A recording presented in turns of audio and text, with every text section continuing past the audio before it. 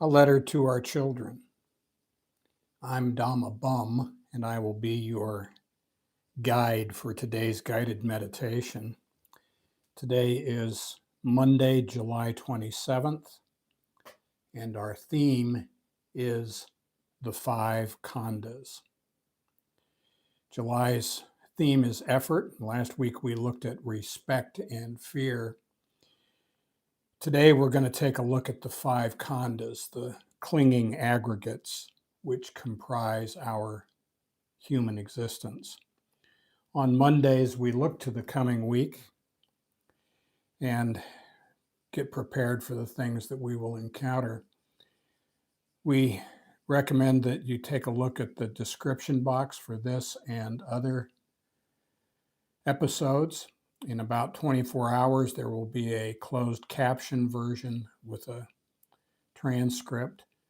Also, the super thanks will be available in about 24 hours. It takes about a day to get those up. And we do guided meditation in the hopes that participants will develop enough interest and pick up enough tips on meditation that you'll want to do this on your own bat, in your own home or garden. And for soundtrack, you can use silence. That's good. Bird song. This season in Japan, we have cicadas, whatever you want. In this group, we start with samatha or serenity meditation. That's the first 10 minutes or so, and that's to calm down and get in the groove. And once we shift to panya or wisdom. Some people call that vipassana, but it always goes in the same direction. First we get serene, then we wise up. Wisdom never arises from a mind in turmoil. So if this turns out to be useful for you, please give us a like, a comment, or a share. Thank you, Mrs. Dhamma, for the flower arrangement again this morning. And we'd like to thank Dhamma G and Ediko, Brian, Mike, Aussie Sam, and Mitsuko for your support. We appreciate it. And with that, on my mark.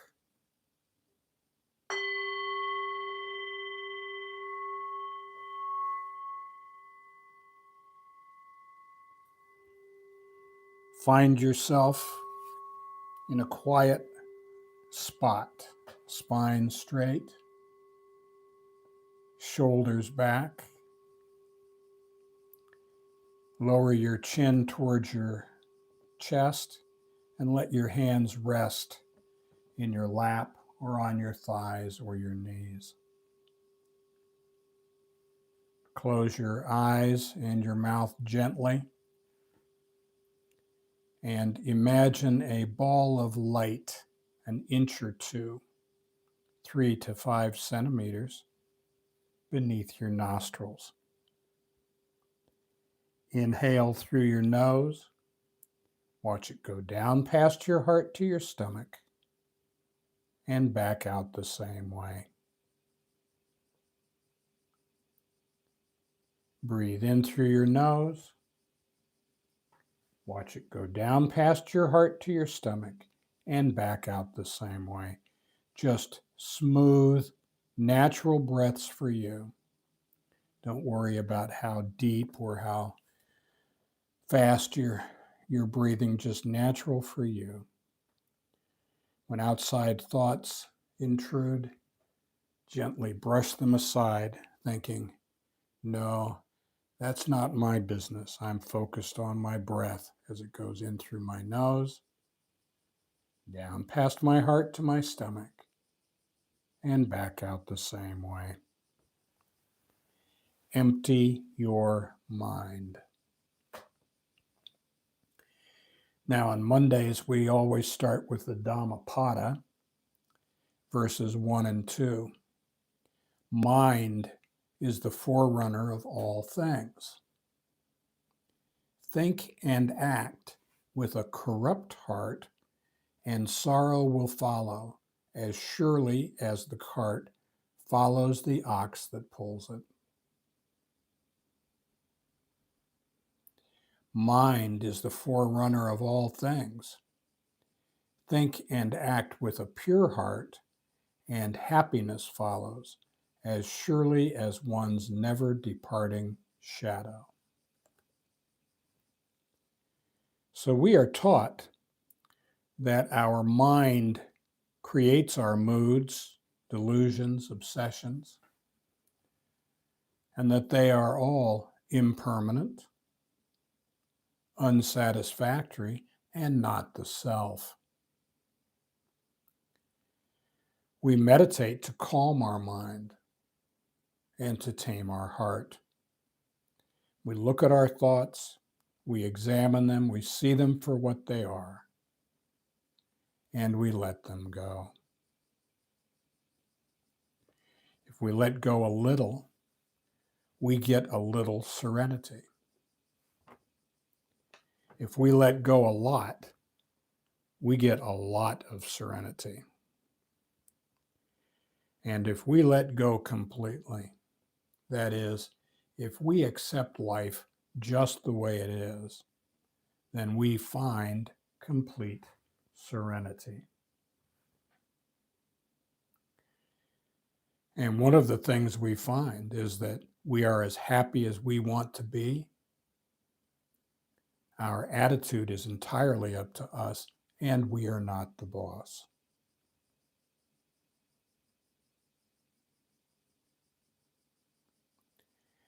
Now, as meditators, we have three duties. Excuse me. Mindfulness, collectedness, and contentment. In this group, we focus our attention on the ball of light.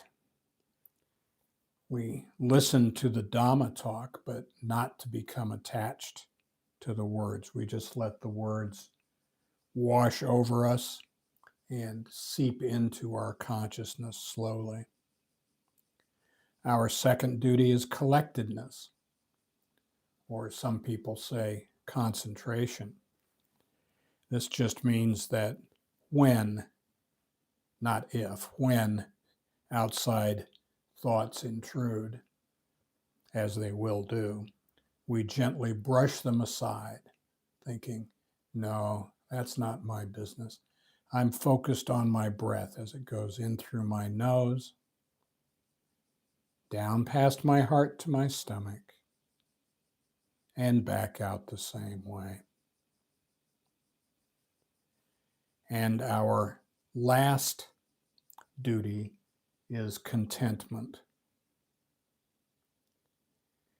We have a responsibility to ourselves, to our partners, to our families, to the universe, to be content now, not the day after tomorrow, not next week, but right now. However we are this moment, that is the kind of person we are. If we're restless, irritable, and discontent now, that's who we are.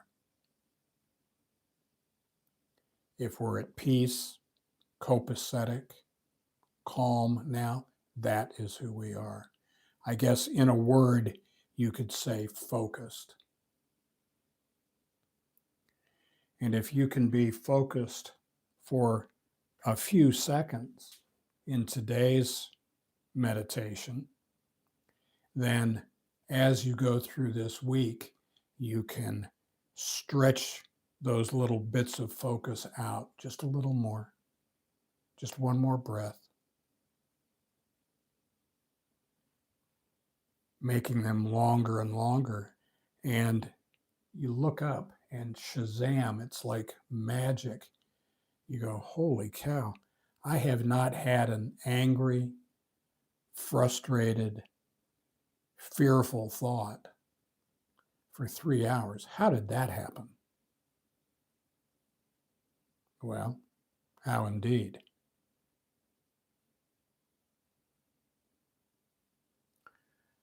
On Mondays, we have 4 tips. As we go through this week, let's be impeccable in our speech.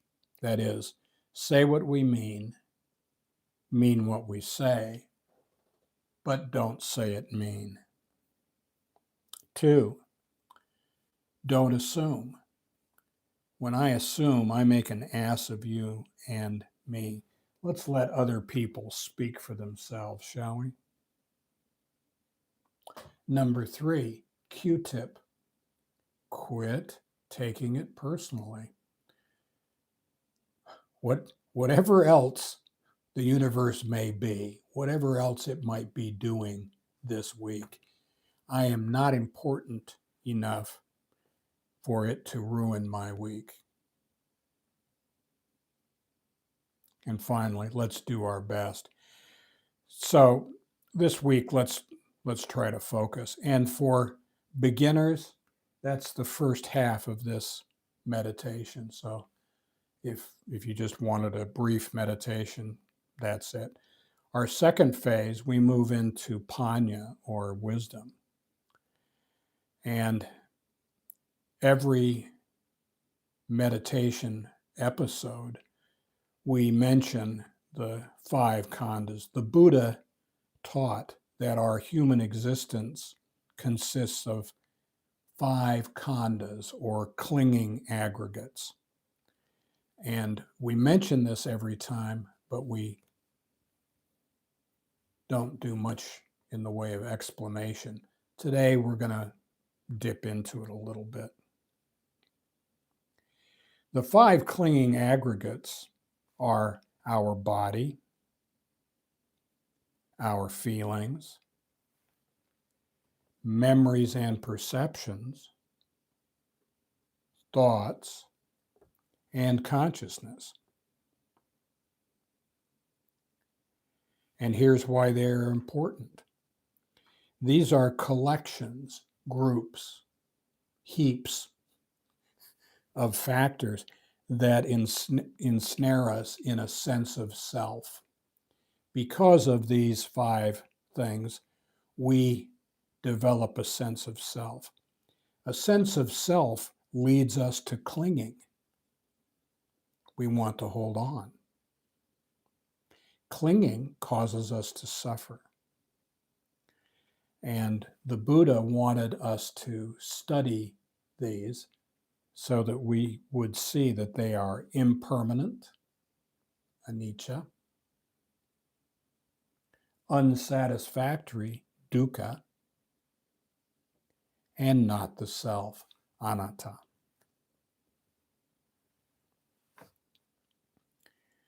So we'll start with the first one, body. You know, nothing seems so real, so synonymous with myself, capital S, as my own body. But let's take a closer look. Our body senses the outside world. It brings us sights, sounds, smells, taste, and tactile sensations.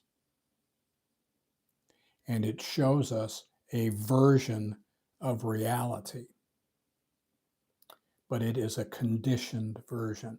We do not perceive the outside world the same way as a housefly, or a deer, or a dog, or a rattlesnake. We're all in the same world, but we don't see it the same way, much less like other people see it. Let's step over to a mirror. Are we satisfied with our appearance, or are we constantly fiddling with it? If I am anorexic, do I see myself the way other people see me? Can we regulate our physical characteristics like height and weight? I want to play basketball. I'll be taller.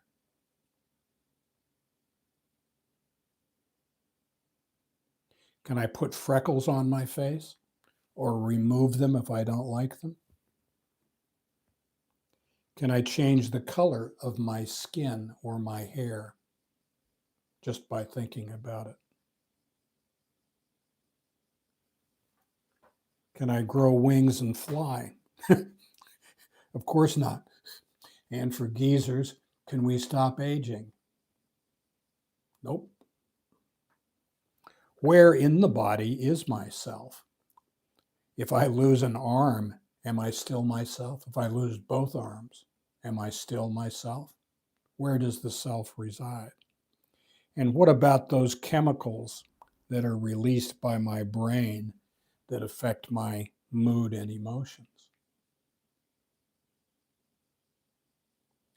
So the body, as real as it seems, isn't real. Not the way we think it is. Now, the last four khandhas are mental factors, and we'll start with feelings. When we talk about feelings, we don't mean fleeting, momentary emotions like excitement or ennui, but something deeper. When we have an experience, when our body brings sense input to us, when something happens, we have a visceral, immediate, uncensored response. It's autonomic. We have nothing to do with it. We experience something and we either feel positive or negative or maybe neutral, but we have an immediate response to it. We don't even think about it. And then as soon as we've had that response, we want more of what we like and we avoid what we dislike. But these first impressions are very important. They tend to last. They create a mood. Our mood when confronted with X, our mood when confronted with Y. So these two are very tentative. How about perceptions and memories? When we perceive the world, we automatically sort things mentally into groups of similar objects. And we use three things: description, interpretation, and evaluation. Description, we can describe things by size or color, shape or the material that they're made out of. And mentally we are saying these things go together, they are alike. Those things go over there, they are not alike.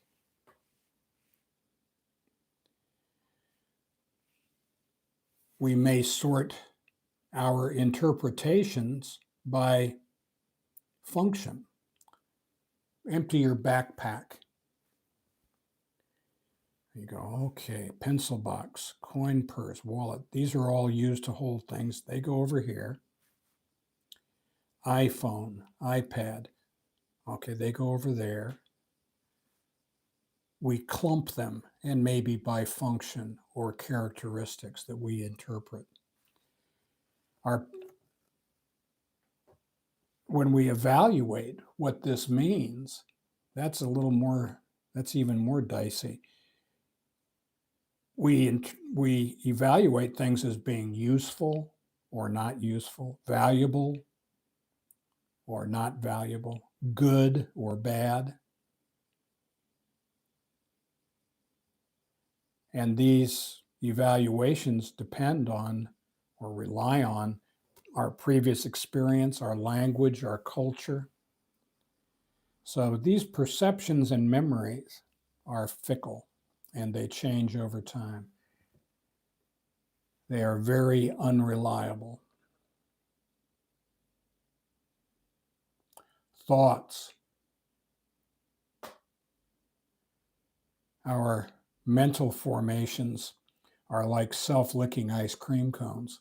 When we meditate, or as we go through the day, if we lift up and look down on our head, on the right we see our monkey mind. On the left, we see a battalion of self-licking ice cream cones. Those are our thoughts. They are very busy giving themselves something to do. Mostly they just suck up to the ever-changing moods of our mind. Our thoughts condition our body by causing the release of hormones that cause physical and emotional reactions. This is why gambling, pornography, movies, social media are so powerful. They produce in our body a chemical reaction that mimics real life, but they're not real. And consciousness. This is the trickiest one. The Kena Upanishad is famous, and here's how part of it goes. The student inquires, who makes my mind to think? Who fills my body with vitality? Who causes my tongue to speak? Who is that invisible one who sees through my eyes and hears through my ears? And that Upanishad predates Buddhism by millennia as well. The difficulty in exploring our consciousness is answering those questions. First of all, who is it that's asking the questions? And we're not going to sort that out today either, but suffice it to say, who indeed?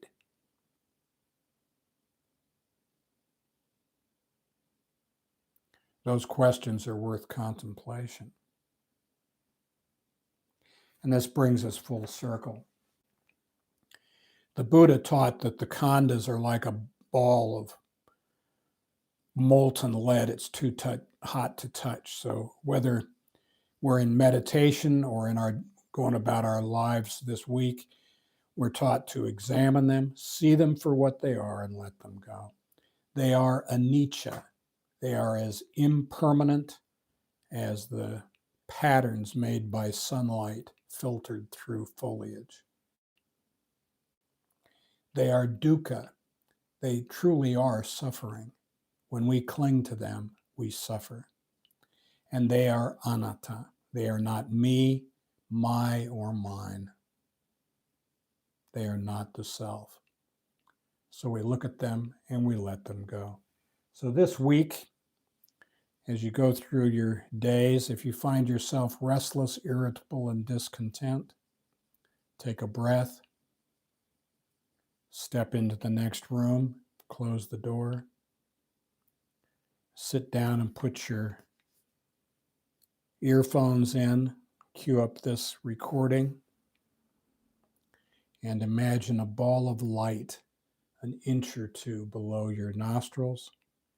Breathe in through your nose. Watch it go down past your heart to your stomach and back out the same way. Namaste.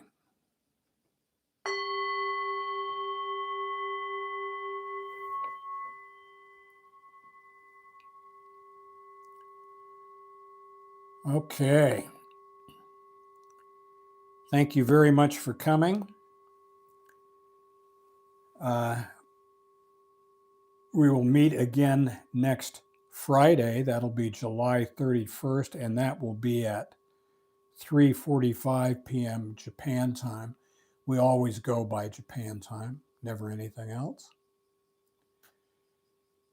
If you're already here, you know how to get here. If you're not here, please go to the Daily Dhamma channel homepage for today, July 27th, and in the description box, you'll find directions for how to enter the live stream. We'd love to have you here. Most people cannot come because most people are productive members of society, and they got stuff to do. So we'd love to have you, but we understand if you're not here. Just by the way, the Daily Dhamma, A Letter to Our Children, the book upon which the YouTube channel and these meditations are primarily based, is now available for download on Kindle Unlimited. If you're a member, you can download that for free. And we would encourage you to do that. And thank you very much for coming, and we will see you again on Friday. Namaste.